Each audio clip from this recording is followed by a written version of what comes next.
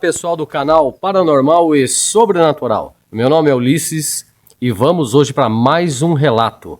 Mas antes, pessoal, não se esqueça de inscrever-se, de acionar o sininho, de compartilhar e de curtir para poder divulgar o canal, ok?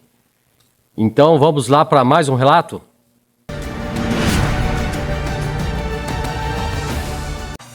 O relato de hoje é da Gleide. Quero compartilhar algo que aconteceu quando eu tinha uns 8 anos. Nessa época, eu vi muitas coisas ruins, até eu pedir já adolescente a Deus para que essa habilidade fosse encerrada na minha vida. Muito bem. Eu, meu pai e minha mãe morávamos numa kitnet alugada no quintal do tio do meu pai. Uma noite, vamos dormir. A gente dormia no mesmo cômodo, em camas separadas. Se não me engano, era uma beliche e uma cama de solteiro na outra parede. Cada um deitou no seu canto e foi dormir. Para o meu azar, algum ser estava muito afim de me perturbar no sono. Foi a única vez na minha vida que tive um pesadelo de 3 partes. Vamos por partes. Então, parte 1. Eu estava num ônibus cheio de pessoas esquisitas. Eu estava sentada no fundo, na parte de trás, e vira e mexe eu olhava para aquele retrovisor no meio do ônibus para checar a cara do motorista, que me olhava de volta super esquisito. Mas, como tinha bastante pessoas no ônibus, não estava com medo. Eu olhei para fora da janela para tentar entender aonde eu estava, mas não reconheci o lugar. Já estava escurecendo, as ruas desertas, não via ninguém, nem animais, como se fosse um bairro abandonado. Umas casas feias, esquisitas. E aquilo começou a me colocar em estado de alerta. O motorista lá na frente, me olhando estranho. De repente, eu olhava para as pessoas do ônibus e foram sumindo lentamente, uma por uma. Quando a última pessoa desapareceu, meu coração já estava na minha boca de medo. Então me dirigi para a porta da frente do ônibus, que era onde a gente saía. Eu pedi para o infeliz do motorista abrir a porta e ele não abria e ainda ficava com aquela cara de psicopata. Ele pegava e virava os olhos dele ficavam todos brancos, sem a bolinha preta no meio. A cara com uma feição retorcida e medonha. Ele falava com uma voz mais assustadora ainda. Ele começava a dizer coisas do tipo que eu percebia a ele. Eu, com 8 anos, respondia que não, que eu era de Jesus. Nisso, a raiva dele crescia e ele pulava na minha frente, gargalhando de forma apavorante, e começava a apertar meu pescoço. Lembro de querer gritar, correr ou me defender, mas não conseguia. A voz não saía e nem conseguia me mexer. E aquele ser me apertando o pescoço, e eu asfixiando naquela agonia, até que lembrei de orar. Eu orava na minha mente: Senhor Jesus, me ajude nessa hora e me livra desse ser do mal. Orei 2 vezes, assim mentalmente, e não parecia ter tido efeito. E o ser estava lá, firme e forte, me apertando o pescoço, e eu já estava desfalecendo. Quando resolvi orar mais uma vez, com toda a sinceridade e fé que tinha.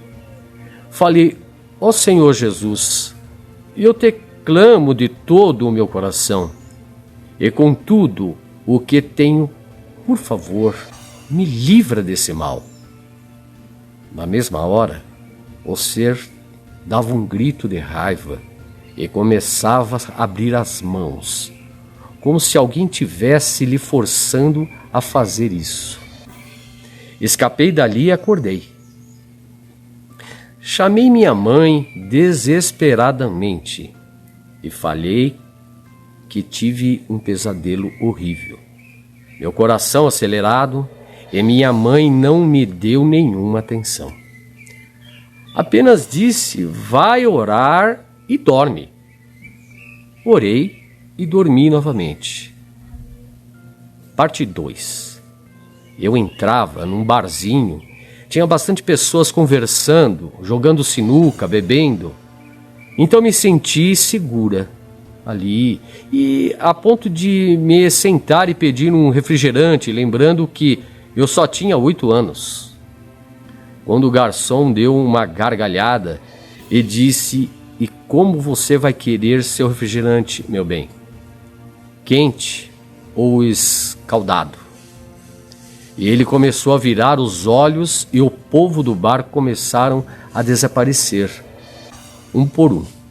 Daí eu já fui andando para trás e a mesma cena do início se repetiu. Ele me apertando o pescoço e eu orando até eu conseguir escapar. Nisso, acordei novamente. Meu desespero era tão grande que liguei a luz, saculejei minha mãe e meu pai até eles acordarem e contei do pesadelo que estava. Continuando, meu pai me deu um pouco mais de crédito. Mas minha mãe, muito brava e com sono, esbravejou comigo e disse: já te falei, vai orar e dorme. Orei muito, mesmo até cansar, e deitei morrendo de medo de dormir o pesadelo. Continuar. Parte 3.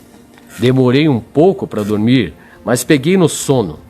E adivinhem só, o infeliz do pesadelo continuou. Dessa vez, eu estava num ponto de ônibus e o ponto estava cheio de pessoas e isso me trazia a sensação de insegurança.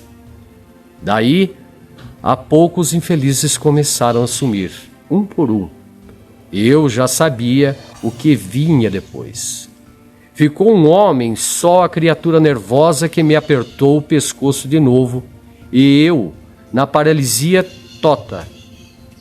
Orei e orei até Deus me responder, e eu consegui mais uma vez escapar. Novamente acordei, dessa vez decidida por a casa abaixo, para fazer minha mãe e meu pai prestarem atenção em mim.